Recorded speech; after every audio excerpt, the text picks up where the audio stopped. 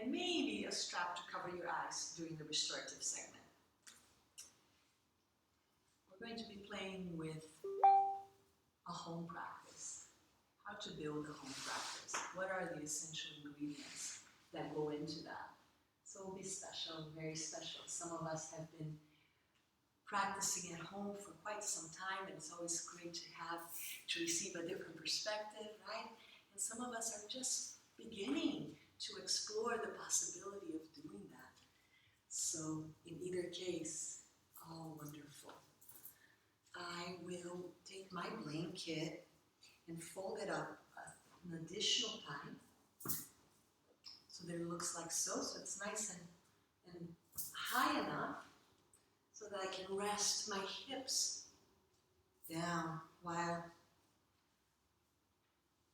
having my knees come below the hips. So I can sit in this fashion, whatever is most comfortable for you. The really important thing is that your back is not rounding, is not inflection, that your back is nice and long so the spine can feed the process. And we're only going to be here for just a little bit.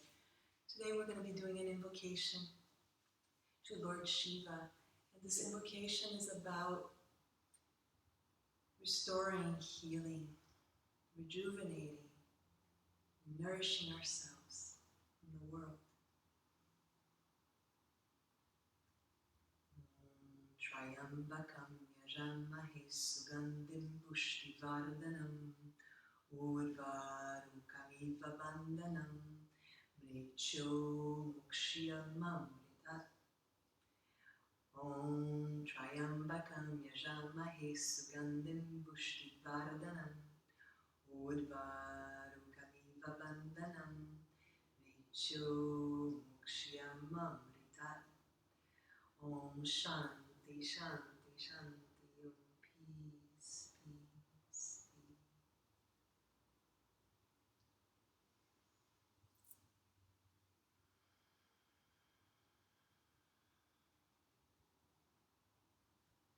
We'll begin with the breath, awareness on the breath. We'll do that while moving, while making our spine more supple, lubricating it. And one wonderful way is a spinal wave. We've played with this before, but I'm also going to show you an alternative to that, which is what I typically do when my little animal is doing his business outside, and that's really the only time that I have is to squeeze in a home practice. Is about 5 minutes or so of that, and that's what I do. So you have both options here. So the first is hands are a little further forward than the shoulders, and the knees are maybe a little bit wider than the hips. So here, we're starting the motion with the out breath. So let's go ahead and breathe in first and just neutralize and bring that breath to the base of the pelvic floor. Just really bring that breath back there. And then as you begin the out breath, you begin to draw from the base of the spine, draw in and up, like that's the movement that the diaphragm does when you exhale, right? So you're just rounding, both hands are down. I'm just demonstrating rounding as much as you can. Really go into a deep flexion as it's available for you here. Maybe even coming into fingertips, that's just fine. And then you complete as you went in from the base of the spine, you bring the breath back in,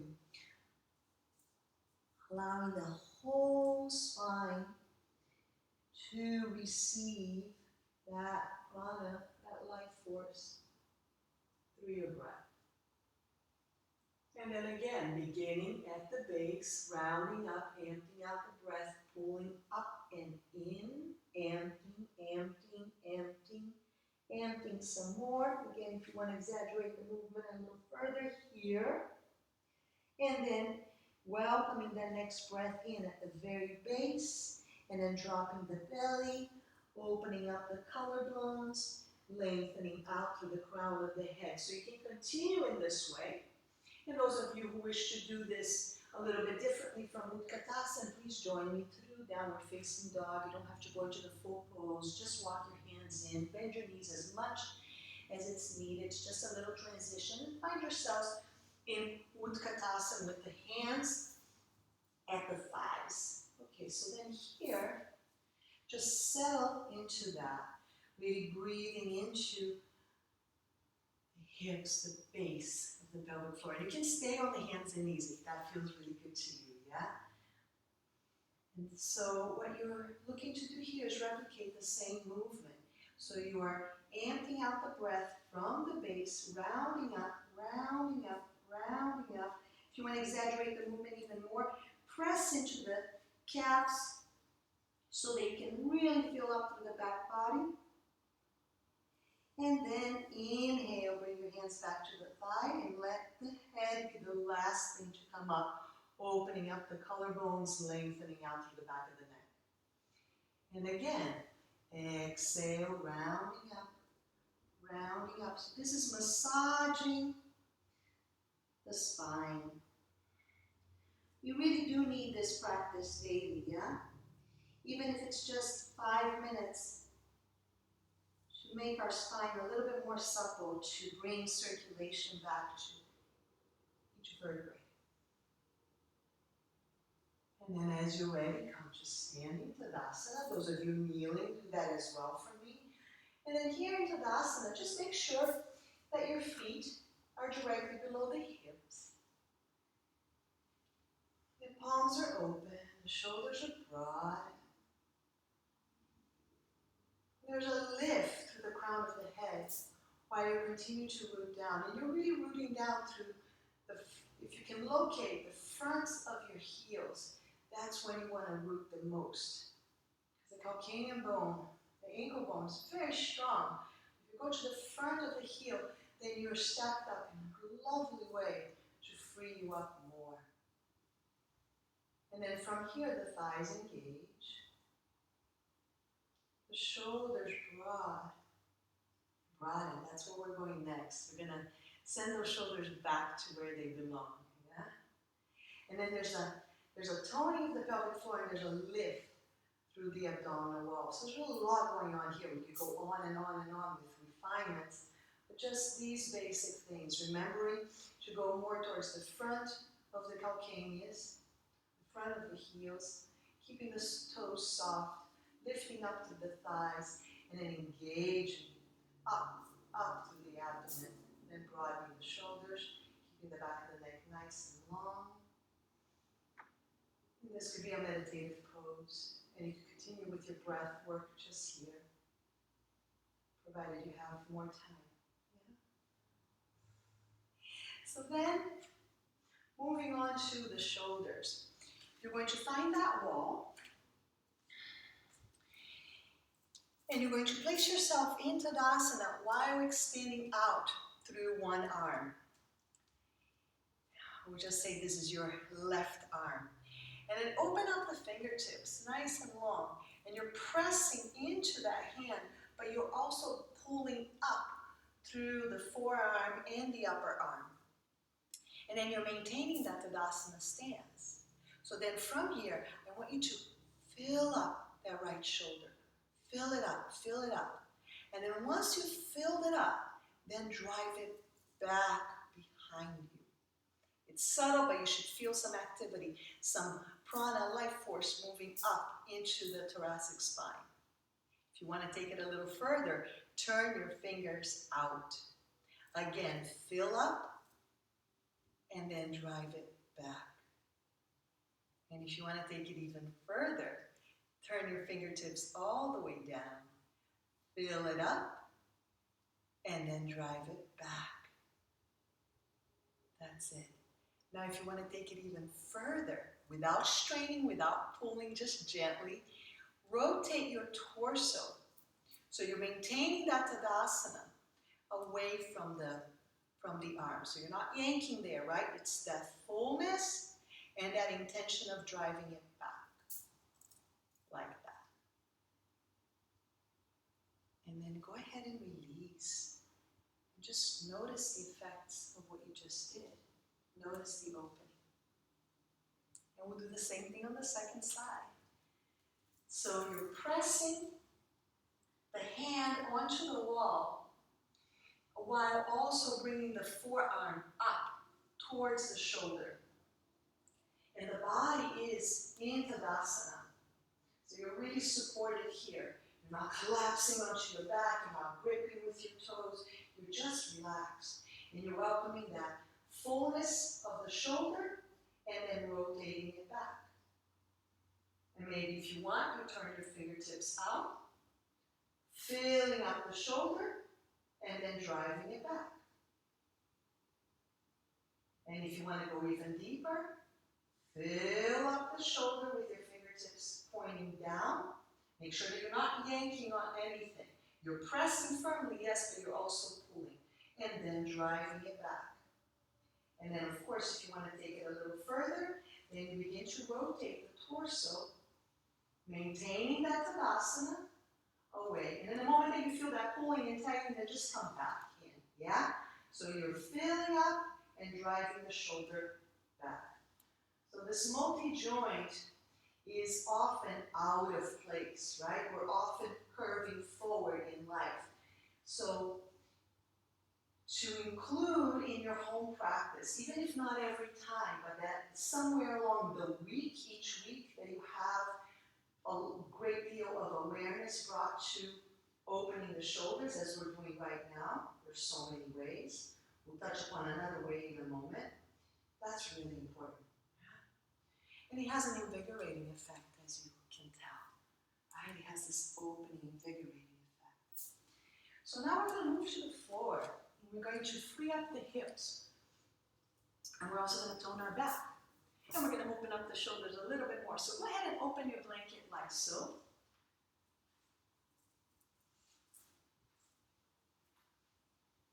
And then come into a prone position, lying down, with your forearms on the ground. I prefer that the forearms be on the mat or the ground as opposed to the blanket, if that's available to you. And then here, we're going to first connect with the back body. So in order to tone the back body, we want to engage the legs first. So bend the left leg. Pretend you have a tray, so look at the foot, pretend you have a tray on that foot, and it has some really special stuff there that you don't want to shatter or spill. And then from here, lift that tray up. So you notice that if you go like this, which is a tendency, then the tray is going to spill. So you really have to lift from the inner groin. Really lift from the inner groin. Keep lifting, keep lifting. Notice the movement is very small, but deliberate. And then from there, re-straighten the leg, stretching it back, but keep that inner groin active, the inner hamstring in particular lifting up. And then let's do the same thing with the second side. Lift up, place that tray, lift up from the inner thigh, keep lifting, keep lifting. Once you find that engagement in the hamstring, the back of the leg, especially the inner groin, then re-straighten the leg and send it back. Now here, take your forearms to support a lift from the base of the pelvic floor, from the abdominal wall straight ahead. Use that support. So you're engaging the legs while also lifting. And then bring yourselves down. You can rest here for a moment with one hand stacked on top of the other like so. It's up to you. And then take your hands wider than your elbows. Wider. So not quite here, wider. And then bring them back just a little bit back behind the shoulder. So then from here, we're going to reactivate the legs as we did before. We're going to engage the base of the pelvic floor, so lifting up the abdomen. And then look over the right shoulder. And just like we did with the log, fill up the left shoulder and drive it back. You should feel a nice opening through the side of the neck as well. Keep that as you look over the left shoulder. Fill up the right, the opposite, and then drive that back. Now keep both shoulders back. As you re-engage the legs, lift up from the abdomen and really tone that back body as you bring the sternum forward. And then go ahead and rest. And just feel all that activity. So as you rest down, you just can tell, right? There's a lot that you just did, but in a very subtle way.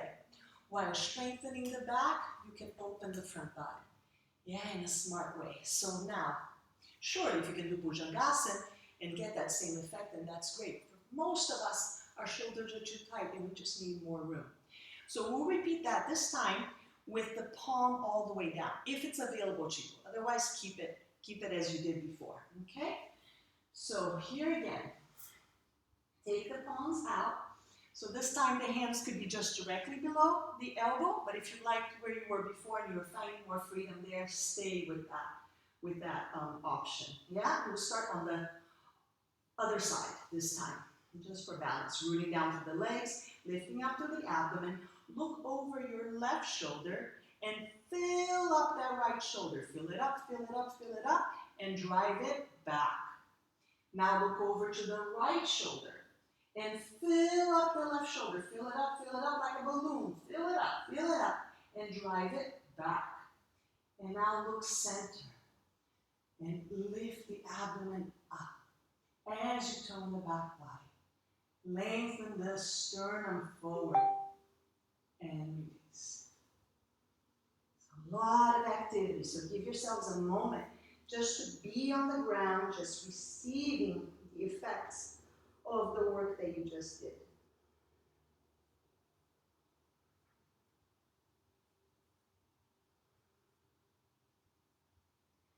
From here, some of us will come into our hands and knees. And some of us will take downward facing dog. Those of you who are choosing the hands and knees, so that it's a little bit more gentle on the body, take your yoga mat and fold it up like so. So I'm going to have you take your knees wider than the mat, and you want a little cushion for that. And those of you in downward facing dog, take your time. Bend your legs at first, really lift up to the hips. You know what to do, yeah? You are decompressing your spine, you're lengthening the front of the torso. And with each in-breath, lift up to the hips. So this is the option for those of us who are staying on our knees, yes? So we are breathing into that pelvic floor, really broadening through there. And then lengthening out the front body, lengthening out as we stretch, and maybe even pull the arm in slightly to take us further. You can continue in this way. And those of you who are in downward facing dog will shift forward towards plank. All right? And you will take that left, so walk the 2 feet together, and take the left leg and bend it again, and find that tray one more time, and lift up through the inner groin. Lift up. Keep lifting up. Those of you kneeling will do it from here.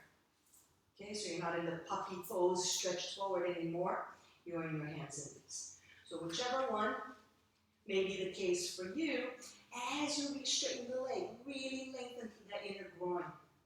Really lengthen there and lower back down. And then do the same thing on the second side. Lift up, place that tray there, lift up through the inner groin, keep lifting as you lengthen the abdomen forward. And then re-straighten the leg, keeping that engagement. And then back down. From here, some of us will loosen up the hips in this way, drawing the knee in and swinging it.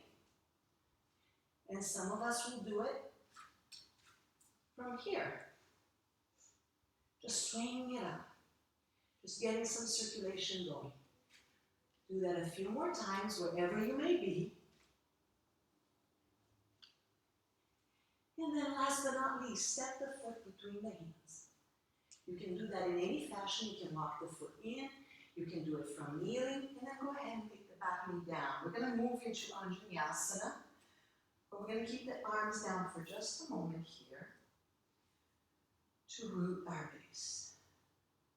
We're going to straighten that back leg as much as we can, almost as though you're not kneeling on the mat with the back leg. You're just straightening it back.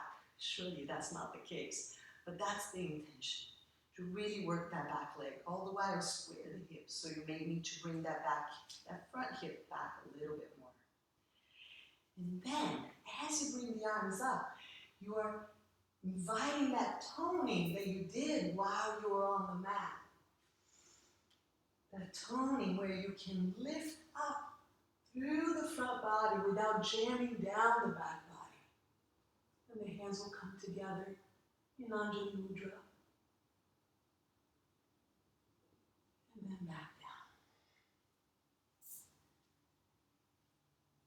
So here some of us will go back into downward facing dog. And some of us will go right into hands and knees again. And those of us in hands and knees, we'll start this time with the right leg lifting up that tray. And those of us who are in downward facing dog will come into our plank pose and do the same thing, lift up. Wherever you may be, knees or not, you want to engage from that inner groin, engage, and then straighten the leg. And then switch sides. Lift up. Engage from the inner groin. And then straighten the leg. And back down. And then draw that right knee in and swing it. And if it's easier for you to be here on your knees, same thing, swing it up. Until finally you step the foot between the hands. Establish a nice round. Walk that back leg as if you're straightening that back leg. Yeah, straightening that back leg from the inner groin. And then square up those hips as much as you can, as best you can. And then while toning that back body, to best tone that back body, lift up from the base of the abdomen, reach it out through those arms. So those shoulders that you've been working, as you've been filling up and working back, put that to use here. Put that to use here.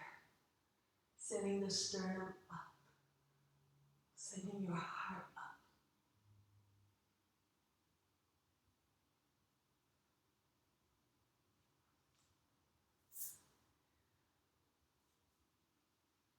And then this time, we'll all meet together in downward facing dog.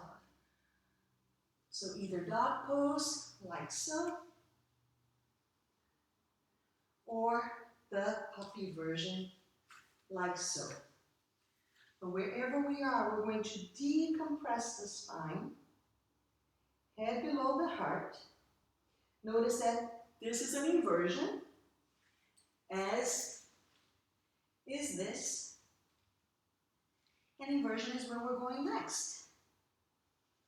So together, let's walk the hands towards the feet, bending the legs as much as it's needed to accomplish that. Take your time, rooting down through the heels, the fronts of the heels, lifting up through the thighs as you do in Tadasana, and lengthening the abdomen, but this time it's moving in the opposite direction. You're still lengthening, well, it's actually moving in the same direction. Lengthening the low abdomen towards the sternum, creating more space there. And then breathing into the pelvic floor, really lifting up to those sit bones. The head dangles, yeah? So surely you bend the legs as much as you need to be here. Perhaps you have a chair to support you, depending on where you are. And then coming back through Utkatasana, let's all do this together this time. Chair pose. Lengthen the arms back. Fill up those shoulders, drive them back to then come into Tadasana, your mountain pose. Take a moment here to notice what that feels like. I'm going to invite some of you to go into handstand, those of you who are comfortable and familiar with that pose. And those of you who are not, but like the thought of it, then I'm going to invite you, guide you through another pose that will give you the elements that recreate that shape, but in a safe and a more modest way. But I want you to feel Tadasana here. And then notice what it feels like after you do all that. And those of you who heard all of this and have no interest in it, not to worry. We have a restorative yoga dedicated for an inversion that is much more mild, gentle, and kind.